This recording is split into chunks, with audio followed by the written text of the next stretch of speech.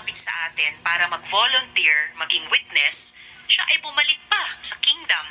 At sa kanyang sariling salita, tinraidor kami. Pero pakinggan po natin ito, tulad ni Elias David, si Elias Jackson ay nandirito online at pwedeng i-authenticate yung video recording. So pakinggan mo. Nag-decide ako na lumapit kay Intim, Canada. Bali ko po sanang yung magiging traitor po sa inyo. Ganun po talaga. Buti na lang po, humingi ako ng sign sa Diyos Nanalangin talaga ako. Nung lumapit po ako kay Intim Canada, si Intim Canada po kasi, siya po kasi yung right hand ni Kibuloy. Kumbaga sa government pa po siya yung DILG. Umahawak po ng interior. Hawak niya po lahat. Pati sa mga sundalo na kaibigan ni Kibuloy, siya yung maharap lahat. Pati mga baril na binibili nila. Sinting lahat yung mga nag-asikaso. Pineliship niya ako, sabi niya. Pero doon, mayroon po siyang sinabi sa akin na talagang nagalit po ako. Yung parang, yung mga, naalala ko yung mga worker na kasama ko na pinagpapatay. Yung pinagpapatay po. Alam niyo po, sabi niya sa akin, mayroon na daw pinatay. Bago lang daw, ganun ba? Sabi niya sa akin, silang bayon, naalay bagong ipatay. Sabi niya, silang bayon daw, mayroon daw bagong pinatay. Pero naano na ako doon, sa sinabi niya, unang intro pala, yung sinabi niya na silang bayon may bagong pinatay. Ganun po ba? Naano na ako doon na, parang na-shock na ako ba? Sabi niya, kayo lahat ng mga nagtistigo dyan, alam na namin sino kayo, ganun. Tapos, sabi niya na, yung sabi mo sa mga kasama mo ng mga testigo, namuhay kayo ng peaceful, mapayapa. Tapos, sasali kayo dyan. Hindi natin alam, baka mayroong riding in tandem na tatabi sa inyo. Kilala namin kayo. Ganun pagkasabi niya po. Alam niyo po yung sinabi na mamamatay yung patayan na tapos sabi niya, may birth certificate, mayroon din death certificate. Tama ba yun? Naalala ko po yung lahat ng mga worker na kasama ko lang pinagpapatay. Yung si Simon Tagnipis. Coincidence ba yun? Yung si Nanay Bolivar, yung si Pasyon, paging yung nakaraang mga taon pa na si pinsa ni Kibuloy. Coincidence po ba yun? Headshot, dalawa, yung isa, inaratrat ng M16. At saka po ngayon, may nalaman kami, lahat ng mga worker na kasama ko na nasa labas, yung nanahimik, parang nila po, ginagapang nila, parang gumagawa sila ng group chat kunwari na nila ba, sino yung loyal talaga ni Kibuloy kahit nasa labas na. Parang nila, yung pinapersuade nila na, tawag ito, gusto mong sumali ng witness, may pabuya, yung ganun. Ganun po ginagawa nila. Elias Jackson, napakalinaw ng video mo. Halos wala na akong maisip. Itanong, isa lang siguro para muli on the record para sa amin sa komite, kinukumpirma mo ba na ikaw yung nagtestigo dyan sa video na iyan? Opo ma'am, ako po yun. Okay. At bakit mo naman naisip noon, pagkatapos ng unang hearing, bakit mo naisip na bumalik sa kingdom? Ganito po kasi ma'am, na for 20 years ko po sa loob, nadoktrinahan po kami ng about salvation. Na kung saan si Pastor Kibuloy lang po yung kaligtasan, siya lang po yung tamang daan, siya lang po yung magliligtas ng buong sanlibutan. So, na-invite po sa amin yun. Wala po kaming time na mag-isip na, halimbawa, magde-negative ka patungkol sa paglilingkod. Mayroon kasi magpe-fellowship sa iyo, huwag ganyan Brad. Dapat lahat po kami, kahit ako ngayon, medyo nadasig na rin po ako. Baga lumakas na naman ako. Hindi nawala na yung doubt ko. Tapos yung kasama ko na naman may doubt. Ganun din pong gagawin ko. Yun pong tinuturo sa amin. At lahat ng mga ginagawa namin, na hindi po kami makapagsalita, voice out ng against kasi i-report kami kaagad. Takot din po kami noon kasi may palo ba or i-demote ka sa posisyon mo, maging hardinero ka na lang, magiging force, yung malaking labor po talaga na trabaho. Tsaka yung takot din po namin na yung ginasabi ni Kibuloy dati pa, ni Pastor Kibuloy na glorified body. Yun po talaga sinasabi niya yung glorification, na pag mag-glorified ka, parang si Jesus Christ po, naalala 3 days yung nag-ascend po siya, nabuhay siya muli. Yun po yung glorified body na ni Jesus Christ, na hindi na po yun mamamatay. Yung may kapangyarihan ka po, anong sasabihin mo, parang Diyos ka na rin. Kung magagawa ka ng anong sasabihin mo, magagawa na, magmamaterialize. at labas-pasok ka na po sa pader. Sorry, Ganun po Elias yung- Jackson, ano yung huling pangungusap na binanggit mo? Yung glorified body po Yes. na ano po namin na pag mag-glorified po si pastor, katulad po siya ni Jesus Christ. Nung namatay, nabuhay muli, yun na, pagkabuhay muli ni Jesus Christ, yun na yung glorified body niya. Kaya niya pumunta sa isang lugar, sa isang ganun lang po, snap lang po, pupunta na siya doon. Ano magsasabihin niya, mangyayari. Ganun po yung siniino sa amin na matatanggap din po namin pag maging faithful, maging loyal po kami.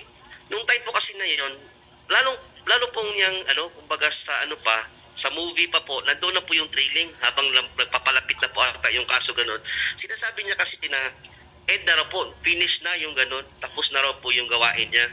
Ibig sabihin, hindi mo na siya makikita, hindi mo na siya maramdaman dahil yun na po yung glorification time ni Pastor Kibuloy. Kaya napaisip po ako, siyempre po, sa ilang taon po ako, kahit na po yung, ko lang po konti, yung time na lumabas po ako, ma'am, 2019 lumabas ako. For how many years? 19, 20, 21, 22, up to May 2023, hindi ko lang maalala ko lang. Lahat po ng kasama ko na trabaho, pag inaaway si Kibuloy, magpo-post sila, talagang hinahamon ko po talaga ng suntukan, hinahamon ko po talaga ng talagang dahil alam ko sa puso ko, si Kibuloy pa rin yung totoo kahit lumabas kami. Kaya yun pa rin loyalty po sa loob dahil lumabas naman po ako dahil nagkasyota po ako ng hindi tagaloob, nagkaroon ako ng girlfriend, kaya pinili ko yung girlfriend ko, parang yun na siguro nakalabas ako. Pero yung loyalty ko pa rin, nandun pa rin kay Pastor Kibuloy. Kaya po kung sasabihin nila po bakit ako bumalik ganyan, tingnan nyo po yung sa social media yung mga kapwa full-time worker ko na dati na lumabas, nagsilabasan sila, kinakampihan si Kibuloy. Hindi na yun sila sa loob, sa labas na po, pero kinakampihan. Ganun po ako dati. Kaya po natakot po ako baka totoo yung sinasabi ni glorified body na si Kibuloy. Paano po kung totoo? Impierno po eh. Alam mo po yung impierno, eternity. Yun po tinuturo sa amin. Kahit nasa loob ka po, pag naisip mong lumabas, sinasabi sa amin ni Pastor Kibuloy na pag lumabas ka, sa gate na yan, impierno na yan. Impierno na raw po. Hindi lang daw po nakikita namin physical, pero sa spiritual, impierno na raw po yan. Ganun po ang tingin ni Pastor Kibuloy sa amin, sa labas. Kaya po, wala daw po kami magagawa kung wala siya. Dahil sa labas daw, magtatrabaho kami, kakain kami lang bibili. Sa loob daw, kain tulog lang kami. Pero sinasabihan po kami na wala daw kaming utang na loob. Samantalang, kung kukwentahin ko po yung naibigay ko po siguro, aabot din naman siguro ng 1 milyon nung naibigay ko kay Kibuloy. Solicitation, caroling, yung nagtitinda kami, since 15 years old po ako. 15 years old, second year high school lang po ako nung time na yun. Noong 2004, yung Jose Maria Academy dati, sabi niya, natayo tayo ng school. Pag natapos yung Jose Maria Academy, hindi pa po yung Jose Maria College, lahat ng mga hindi nakapag-aral, paaralin ko. Kahit i-check niyo po yung Jose Maria College na ngayon, ilang full-time worker na nakapag-aral dyan. Yung pagbaliktad ko naman po, pumunta talaga ako kay Inteng Kadada. Siya na po yung barangay captain doon. Pinagkakatiwalaan po yan ni Pastor Kibuloy. Kino-confirm ko po yan sa harap ng Diyos at sa harap ng sambayan ng Pilipino nakikinig ngayon. Okay. Kung puso ko po sana na madam, na talagang baliktad ako, ko po lang. Buti na lang, hindi ko po naibigay yung mga number ng mga natin, staff natin. Buti na hindi ko nabigay yung info kung saan sila. Baka kasi mangyari. Buti na lang nakabanggit siya ng patayan kaagad. Yeah. Yun po, attorney, kaya nagkaroon po ako ng saka yung mga kasama ko namatay, sila si Montag Nipis, sila ni Elsa Bolivar, at saka sila ni, yung Pasyol, si Raymond Pasyol. Nagkataon po ba yun na baril, patay talaga, okay lang siguro sakit, pero babarilin? Sabihan ka man, baka may running in tandem na tatabi sa amin, Kaya nga mga testigo. At katulad yan, Ganun po. Elias Jackson, sa sinabi din kanina ni Elias David na meron din siyang 3 kasama dati na lahat patay na, 2 bala din sa ulo. And yung namimesteryosohan talaga ako kanina doon sa sinabing glorified si Kibuloy. Napapaisip tuloy ako ang glorified kaya pwede pang isapina. Kailangan namin i-check sa rules ng Senate. Elias Jackson, may nabanggit ka nga 2 beses na na pangalan ng sinabi mong mga pinatay. Paano ka, sinabi mo nga, no, Simon Tagnipis, Nanay Elsa Bolivar, Raymond Fasiol. Check na lang po namin kung tama yung pagdinig ko sa mga pangalan nila. Pero paano nyo natitiyak na sila ay pinapatay talaga ni Kibuloy? Actually po, ma'am, nung nasa loob po ako nung pagkamatay ni Raymond Fasiol, yung dalawa, nalaman ko na lang po nung nasa labas ako. Yung si Simon Tagnipis po, alam niyo po nangyari kay Simon Tagnipis. Nagla-live po kasi siya sa social media. Tinitira niya si Kibuloy. Alam niyo po ba yung galit namin kay Simon? Galit na galit kami pag makita namin si Simon. Talagang gaganin niya lahat ng mga masamang pag-iisip labang kay Simon. Siniisip na namin yan kasi tinitira si Pastor Kibuloy. Ba't niya tinitira? Dati siya sa loob. Ganun po. Ngayon, nabilitaan namin for a few months, patay na siya. Alam niyo po ba, natuwa pa kami. Ako, buti na lang. Na-judgment siya. Ganun ang feeling namin. Ganun po. Yung sila Ate Elsa Bolivar at saka Nanay Elsa at saka si Raymond, nasa labas na po ako nung nalaman ko. Yung kay Simon lang po talaga, natuwa pa kami. Mayroong angel of death na pumunta sa kanya. Mayroong judgment ng Panginoon tulad ng sinasabi ni Pastor Kibuloy. Ganun po ang mga ano niya. Ngayon po, ngayon po, na-realize ko nung sinabi nga ni Enteng, kapitan ngayon sa Tamayo, doon ko po at saka si Enteng din po pala, yung siya rin na mamalo sa amin dati. Ilang daang worker na pong napalo niyan. Dahil ang mga kasalanan, yung nagkasyuta ka lang, 100 ang palo sa iyo, 120. Sa mga lalaki, yung mga babae, 60 to 80. Palo talaga yung padapain ka, tapos palo talaga. Yung pong namin, tapos papasuotin kami ng orange na t-shirt, yung may SS sa likod. Araw-araw yan. Ano yung SS? Yung serpent seed po, ibig sabihin. Serpent seed. Ayan na. Naka-orange po kami yan. Yung mga preso. Nakakahiya po yun. Tapos wala kaming karapatan. Zero kang karapatan. Trabaho lang kami. Gising kami ng alas 5, alas 4 gisingin na kami, alas 5, devotional na. Tuloy-tuloy na yan. Hanggang alas 10, alas 11 ng gabi. Wala po kami, ilang oras na po pahinga namin. Tapos, Elias Jackson, paano kayo nagkaroon ng lakas ng loob na lumabas ngayon at magpatotoo sa lahat ng mga bagay nito? Sa kabila nung sabi mo rin at sabi rin ni Elias David kanina, yung alam mong may mga banta sa mga witnesses. Sa totoo lang po, dahil po sa doktrina nga po na na-embed po sa puso't isipan ko, na siya yung kaligtasan, I look beyond po. Tingnan ko, tinawalang tabi ko po lahat na nangyayari sa akin. Nasampal ako dati. Nung naliit lang yung remittance ko, 1999, 15 years old ako. Sinampal ako ni Dandy Cabahog. Harapan ng may members pa at worker doon. Sabi sa akin, kung tinututoy ka sa bahay nyo, dito hindi. Sinampal po ako. Alam nyo po, I look beyond that. Kasi sinasabi kasi sa amin, pag pinapanis kami, pinapalo kami, ano yan, pagbadlong, tawag dito yung disiplina yan ng Panginoon, ng Ama.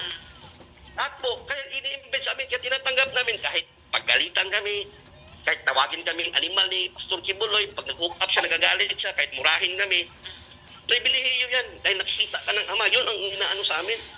Pero nung nangyari sa akin, nung sinabi ni Inting Canada sa akin, nung patayan na, doon na po, lahat po ng lahat ng sama ng loob ko, ninakaw sa akin yung aking, kahit na po yung, alam niyo po, bago lang kami naghiwalay ng partner ko ngayon, dahil dito, sinacrifice ko po kung alam lang nila. Maghiwalay po ay bago lang. Dahil lang po, hindi na maano ng asawa ko dahil malayo ako. Dahil buhay ko na para lang sa kanilang kaligtasan. Hindi nila alam yan. Akala nila, binayaran po kami. Kahit piso wala po kaming bayad dito. Sinasabi ko lang sa mga worker na yan. Parang hindi naman kayo pinasulisit ni Kibuloy. Masakit, masama lang po yung loob ko. Yung ganun po. Hindi nila alam yung mga sakripisyo namin din. Kala nila, napakaganda na dahil binayaran niyo po kami, madam. And I'm sorry marinig. I'm sorry marinig, Elias Jackson, yung tungkol dun sa partner nyo, no? Pero napakahalaga din yung mga ibang binanggit mo tungkol sa yung pinorma sa inyong mga paniniwala. Yun din yung isang, siguro, gusto talagang tignan ng komite, no? Ganun ka talaga kalalim ang conditioning ng relihiyon, lalo na sa yung totoong naniniwala, no, yung talagang nananalig ng sincero. So isang area pa siguro na gusto rin naming tignan yung legal na konsepto ng consent, no, kung paano ito naapektuhan o paano ito na impluwensyahan o napanghihina dahil malakas yung paniniwalang itinuturo. Pero kalaunan, inaabuso pala yan. So, maraming salamat sa iyo, Elias Jackson. Sana manatili ka dyan online para sa anumang ibang follow-up questions. At sa puntong ito lang po talaga yung masasabi ko sa lahat ng nakakabigla rin na binahagi mo sa komite namin. Pag mayroong witness sa hearing, mayroong kahit isa na sinaktan ni Kibuloy o sinaktan ng mga tao niya, well, sa buong Senado po siya mananagot. Yan po ang masasabi ko sa inyo.